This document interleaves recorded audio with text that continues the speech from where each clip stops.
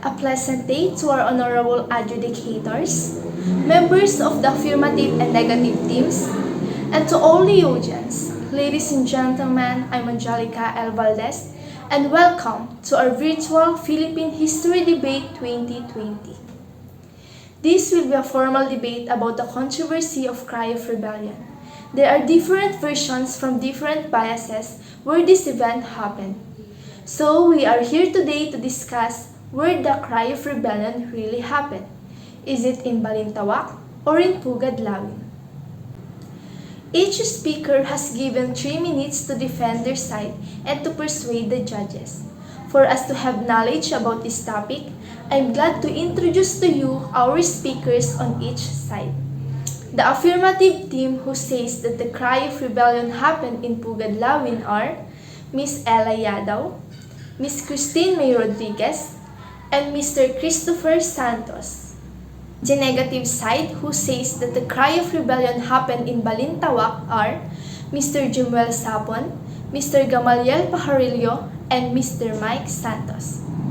And our honorable adjudicators are Judge Joe Mark Sotero, Judge Army Felipe Paulo, Judge Cristina Vigilia, and Judge Lewis Valentino. To formally start this debate, here is Ms. Ella Yadaw from Affirmative Team to present their main argument. Good morning to everyone. Our side firmly agrees that the Cry of Rebellion is held at Pugadlawin. This place is located at Barangay Bahay Toro, Quezon City. This place is known as a place where the Katipuneros store their cédulas that symbolize that they are leading the arrangement of authentication with the Spaniard organization. There are 3 events happened here. First is the Pasya, or the decision of revolt. Second is the pagpupunit, or the tearing of cédulas. And lastly, the unang labanan, or the first encounter of Katipuneros with the Spanish forces. The unang labanan was ended happened in Balintawak. But that is not the point here because we're talking about where the Cry of Rebellion happened. According to historian, the cry contained 2 events. First, the pagpapasya. Second, the pagpupunit, but not in the unang labanan, which means the Balintawak can't be the place where the Cry of Rebellion happened. It is supported by the primary sources such as the Sagani Medina's case or Pugadlawin in Bahay Toro. National Historical Institute found the evidence submitted by the Quezon City Mayor's Committee. New documentary evidence was presented, and the discussion as a whole was more detailed. The foremost proponent of Pugadlawin in Bahay Toro in this renewed debate was Sagani R. Medina. He presented the case for the Bahay Toro more fully and more documentation than anybody else before or since. First in a paper he delivered at the conference in 1993 and an annotation in Ronquillo's Memoirs, Medina found official documents from 1896, the Vicendarios Orlis, resident for the municipality of Caloocan, which shows that Melchor Aquino and Juan Ramos, mother and son, were listed under the different cabecera. This strongly suggests that they resident in different places. Melchor Aquino lived with her youngest daughter, Juana Ramos. Another of her daughter, Estefania Ramos, was living with her family nearby. Her son, Juan Ramos, was registered in another cabeceria, which he was himself the cabeza de barangay, and living with his wife, Alejandra Alcantara, and 2 young children, Filomena and Canuta. Whatever the case and whatever the explanation, the fact is that Ramos' daughter and descendant, best acquainted with the family situation around the turn of century, believed that their home was at Pugadlawin near the Pasong Tamo. Her grandchildren continued to confirm his had her believed after death. It was only her son, Escolastico Ramos, so far as known, who situated Pugadlawin in Bahay Toro, and his reason for contradicting his mother's testimony are not on record. Medina claims his position is corroborated by recollection of 5 Katipunan veterans who actually witnessed the crime, and one another who was very close to the events of August 1896. This is what we write very clearly and precisely about the 4 witnesses. Ang pagpupunit ng sedula ay nangyari sa may Sitio Pugad, Lawin, sa nayon ng Bahay Toro sa bayan ng Caloocan noong August 23, 1896. Ito ay pinatutunayan na 4 na saksi na si Dr. Pia Valenzuela, Bricio Brigido Pantas, Cipriano Pacheco at Domingo Orcolo. At ang ikalimang saksi sa pangyayari sa Pugad, Lawin ay si Mariano Alvarez. He says, with these primary sources and its evidences, our side firmly believe that the cry of rebellion was happened in Pugad, Lawin. Thank you, Ms. Yadaw. And now, let us hear the main argument of negative team from Mr. Jimwell Sapon. Good morning to all. I'm Jimwell Sapon from the side of Balintawak, wherein I will state the facts and shared of evidence that the cry of rebellion really happened in Balintawak. I will be discuss about the primary source who supports that the cry of rebellion held at Balintawak. The first primary source is the eyewitness account of Guillermo Masangkay. Guillermo Masangkay is known as a friend and personal advisor of Andres Bonifacio. He was one of the first and original members of the Katipunan, and Bonifacio asked his approval about the change of Katipunan as the association for the revolution. Therefore, Masangkay's account of the cry of rebellion was definitely credible. According to him, on August 26, a big meeting was held in Balintawak at the house of Apolonio Samson Densebeza of that barrio of Caloocan. Among those who attended, he remembered were Andres Bonifacio, Emilio Jacinto, Aguedo del Rosario, Tomas Remedio, Bricio Pantas, Chidoro Plata, Pio Valenzuela, Enrique Pacheco, and Francisco Carrion. They were all leaders of the Katipunan and composed the leaders of directions of the organization. Delegates from Bulacan, Cabanatuan, Cavite, and Morong were also present. At about 9 o'clock in the morning of August 26, the meeting was opened with Andres Bonifacio presiding and Emilio Jacinto acting as necessary. The purpose was discussed when the uprising was to take the place. Chidoro Plata, Bricio Pantas, and Pio Valenzuela were all opposed to starting the revolution too early.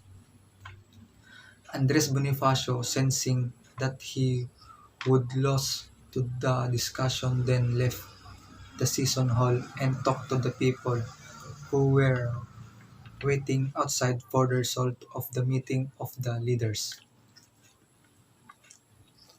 He told the people that the leaders were arguing against starting the revolution early, and appealed to them in a fairy speech in which he said, "You remember the fate of our countrymen who were shot in Bagumbayan. Should we return now to the towns, the Spaniards will only shoot as our organization has been discovered and we are all marked men. If we don't start the uprising, the Spaniards will get us any. What then do you say?" "Revolt!" the people shouted as one. Bonifacio then asked the people to give a pledge that they were to revolt. He told them that the sign of slavery of Filipinos was sedulous tax charged each citizen. "If it is true that you are ready to revolt, I want to see destroy your cedulas. It will be a sign that all of us have declared our severance from the Spaniards." The Cry of Balintawak occurred on August 26, 1896. The cry defined as the turning point when the Filipinos finally refused Spanish colonial dominion over in the Philippine Islands. With tears in their eyes, the people as one man pulled out their cedulas and tore them into pieces. It was the beginning of the formal declaration of the separation from Spanish rule. Long live the Philippine Republic, shouted and cried of the people. Now, it's very clear that Magsangkay is focused on the event because he explained it all in detail, so I strongly agree that the cry of rebellion was happened in Balintawak. Thank you, Mr. Sapon. Here is Miss Christine from the side of affirmative team. Good day to all. I solidly agree to our first speaker in which the Cry Rebellion happened in Pugadlawin. Let me add more information and evidence that will support our side. According to Pio Valenzuela, a close associate of Andres Bonifacio and a former vice president of Katipunan, declared in 1948 that the Cry Rebellion happened in Pugadlawin on August 23, 1896. The first place of tribute of Andres Bonifacio, Emilio Jacinto, Procopio Bonifacio, Teodoro Plata, Aguedo Lusario, and Pio Valenzuela himself was Balintawak. The first was arriving there on August 19, and he is on August 20, 1896. The first gathering where some 500 members of Katipunan met on August 22, 1896 was the house and yard of Apolonio Santos and Kangkong. Aside from the person of mention, among those who were there were Bricio Pantas, Alejandro Santiago, Ramon Bernardo, Apolonio Samson, and others. Here views were only exchanged and no resolution was debated or adopted. It was at Pugadlawin, the house, storehouse, and yard of Juan Ramos, son of Melchor Aquino, where over 1,000 persons of the Katipunan met and carried out considerable debate and discussion on August 23, 1896. The discussion was whether or not the devotion against the Spanish government should be started on August 29, 1896. After the tumultuous meeting, many of those present threw their cedula certificate and shouted, "Long live the Philippines! Long live the Philippines!" In either 1928 or 1929, Pio Valenzuela, or Bricio Pantas, or Cipriano Pacheco issued a joint statement to the effect that the cry had taken place not in Balintawak, where the monument had been erected, but in the place known by the name of Pugadlawin. So this is the statement as published in the Philippine Free Press in November 1930 is isang paggunita upang matuwid ang paniniwala sa unang sigaw ng paghihimasik. Kaming naguing kasangguni ng Pangulong Kataas-taasang kagalang-galang Katipunan ng mga anak ng bayan, Andres Bonifacio. Kaming nalalabib pang kasama sa unang laban yun, alang-alang sa ikakapanuto ng mga mananalaysay at hinaharap ay nagpapahayag na hindi sa Balintawak nangyari ang unang sigaw ng paghihimagsik sa kikinalugiang ngayon sa Pantayog, kundi sa puok na kilala sa tawag ng Pugad ng Lawin. Based on the evidence that we had searched, we firmly agree that Cry Rebellion happened in Pugadlawin. Thank you, Miss Christine. Here is Mr. Mike Santos from the side of negative team. Good day to everyone. I will add more information to prove that the cry of rebellion really happened in Balintawak. According to Teodoro Calao on his 1925 book, The Filipino Revolution, the cry of rebellion took place during the last week of August 1896 at Kangkong, Balintawak. Teodoro Calao is a reliable source, is known as a Filipino historian. He is a more than a mere source of material. more than a competent bibliographer and historian. Other credible primary source is Lieutenant Olegario Diaz of Spanish Civil Guard, who wrote in 1896 that event happened in Balintawak, which corroborate the account of historian Gregorio Zaide. Here are some reasons why Pugad Lawin is not considered as the place of the cry. First, people of Balintawak initiated the revolution against the Spaniards. That why is not appropriate to call is cry of Pugad Lawin. Second, the place Pugad Lawin existed in 1935 after the revolution happened in 1896. Lastly, third, the term Pugad Lawin was only made up because the hawk nest at the top of tall tree at the backyard of Tandang Sora in Balat Gulod, Caloocan, where it said to be one of the highest place of the revolutionary group led by Andres Bonifacio. From the primary source account that we had researched, we firmly agree the cry of rebellion really happened in Balintawak. Thank you, Mr. Mike Santos. To those information what you heard, which side are you on now? Is it on the side of affirmative group or in negative group? Now we will proceed to the next part of this debate wherein it will be started by the affirmative team. Good morning to everyone. I'm glad you're here to support our first and second speaker and to express our side that the cry of rebellion is held at Pugad Lawin. Historian Teodoro Agoncillo wrote in his prevalent account, Revolt of the Masses 1956, that the event took place in Pugad Lawin on August 23, 1896. His version was based on the latest testimonies of Pio Valenzuela, known as an eyewitness on the event, and others who claimed that the cry took place in Pugad Lawin instead of Balintawak. Agoncillo acknowledged that he had relied mostly on Valenzuela's testimony when writing about the cry. He justified his decision by saying that Valenzuela had been an eyewitness to the historic event, that his memoirs, though written many years afterwards, had been based on notes scribbled in 1897, and that events completely with details were still vivid on Valenzuela's memory even in his old age. According to him, it was in Pugad Lawin where they proceeded upon leaving Samson's place in the afternoon of the 22nd, that the more than 1,000 members of the Katipunan met in the yard of Juan A. Ramos, son of Melchor Aquino, in the morning of August 23rd. Considerable discussion arose whether the revolt against the Spanish government should be started on 29. Only one man protested, but he was overruled in his stand. Bonifacio then around the decision and shouted, Brothers, it was agreed to continue with the plan of revolt. My brothers, we swear to repudiate the government that oppresses us and the rebel. Shouting us, one man replied, Yes, sir.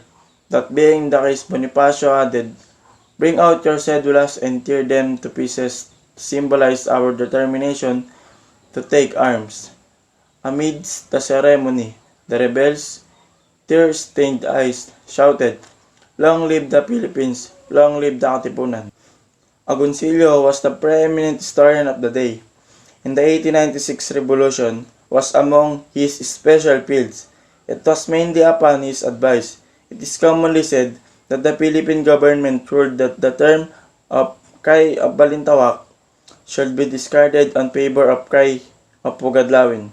This change was signaled formally in 1963 by President Macapagal, whose Proclamation 149 declared that the 67th anniversary of the cry of Pugad Lawin on August 23 would be a special public holiday in Quezon City, where the event took place.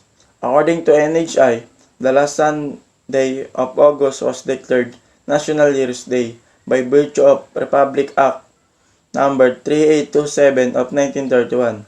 The NHI website said the holiday is meant to enlighten the Filipinos on the richness of their heritage and thus inspire them to be better citizen. The INHI has placed a commemorative plaque marking the location of the cry in Pugadlawin, Quezon City. Thank you, Mr. Christopher Santos. And now here is Mr. Gamaliel Pajarillo from the negative team.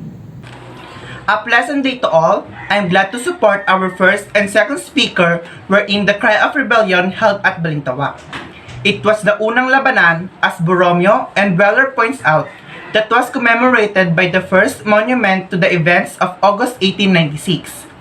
The main inscription on the plinth read, Alaala ng Bayang Pilipino sa mga bayani ng 96. And a smaller plaque bore the date August 26, 1896. Unveiled before a huge cheering crowd in September 1911, the statue was erected in Balintawak, the largest and best-known barrio in the general area where the Katipuneros had congregated in August 1896. The name Balintawak was often used as shorthand to denote the general area, and the cry had become popularly known as the Cry of Balintawak even before the monument was erected. Nobody professed in 1911, though, that the statue marked the exact spot where the first battle had been fought. It was simply in Balintawak on a plot donated by a local landowner, Tomas Argiles. The documentary evidence on the unang labanan is reasonably clear. The first battle, an encounter with a detachment of the Guardia Civil, was fought on the date inscribed on the Balintawak monument, August 26, at a place about 5 kilometers northeast of Balintawak, between the settlements of Banlat and Pasong Tamo. A few sources give the date as August 25, but as both Borromeo and Boiler and Encarnacion have shown, the most solid contemporary sources confirm August 26 to be corrected. Many primary sources support the cry of rebellion really happened in Balintawak. Carlos Agoncillo acknowledged that he had relied mostly on Valenzuela's testimony when writing about the cry. He justified his decision by saying that Valenzuela had been an eyewitness to the historic event, that his memoirs, though written many years afterwards, had been based on notes scribed in 1897, and that events, complete with details, were still vivid in Valenzuela's memory even in his old age.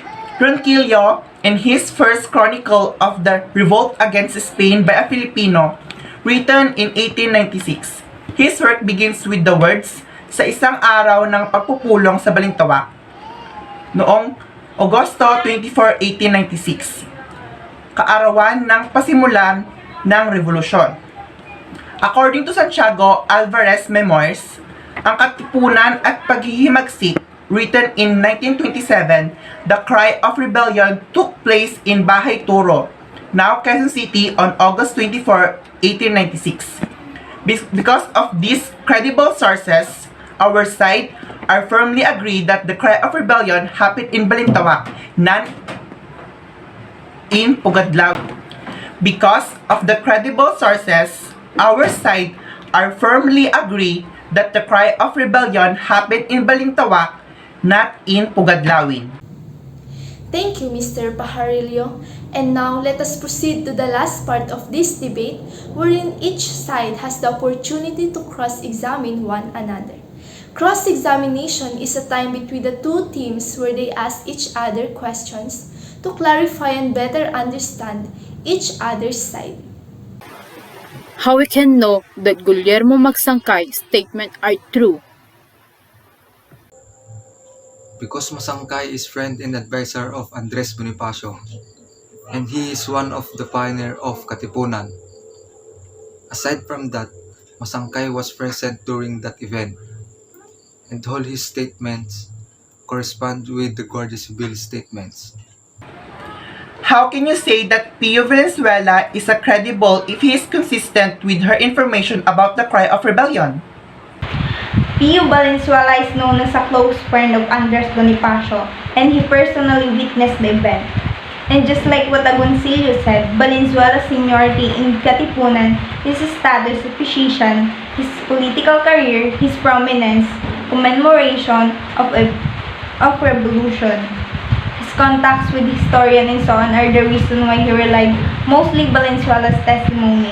He justified his decision by saying that Valenzuela had been an eyewitness to historic event, that his memoirs, though written many years afterwards, had been based on notes scribbled in 1897. With these details, we still vivid in Valenzuela's memory, even with his old age. Thank you for the both teams. And now, let us hear the adjudicators to know which side won on this debate. So good morning to everyone. I'm Judge Cristina Villa. So narinig natin ang kanilang mga pinagsasabi sa debating ito about cry of rebellion. So pinapaboran ko dito ang affirmative sa kanilang mga sinabi tungkol sa kung saan naganap o ginanap ang cry of rebellion. So babasahin kong muli. According to the NHI or the National Historical Institute, the last Sunday of August was declared the National Heroes Day by virtue of Republic Act 3827 of 1931. The NHI website said the holiday is meant to enlighten the Filipinos on the richness of their heritage and thus inspire them to be better citizens. The NHI has placed a commemorative flag marking the location of Cry of Rebellion in Pugad, Lawin, that is in Quezon City. So, ito ay nagpapatunay ng Cry of Rebellion ay ginanap sa Pugad, Lawin. Ito ay sa Quezon City. That's all. Thank you. Good morning. I'm Luis Valentino. Upon observing the debate, the affirmative team proved wrong that the Cry of Rebellion happened in Balintawak. Based on the facts that they have cited and the research that they gathered, Pugad Lawin team proves that their arguments are true and not fake. Therefore, I'm agreeing with the side of Pugad Lawin. Thank you. Good day, I'm Jomar Sotero. True, it's officially proved that the cry of rebellion happened in Pugad Lawin. The side who present clear and sufficient evidence and their arguments are the Balintawak team. They showed enough evidence to prove that the cry of rebellion really happened there. So, Balintawak win in this debate. Thank you and God bless. Good morning. I'm Judge Army Paolo. Mas naipahayag ng mas malinaw ng affirmative team ang kanilang mga arguments. Mas strong ang mga evidence ng Pugad Lawin team compare sa Balintawak. At dahil mas sapat at mas enough, ang affirmative team I decided that the affirmative won in this debate. Thank you for the adjudicators. Congratulations to the both teams and especially to affirmative team who won on this debate. Again, I'm Angelica L. Valdez, your chairperson for today. Thank you.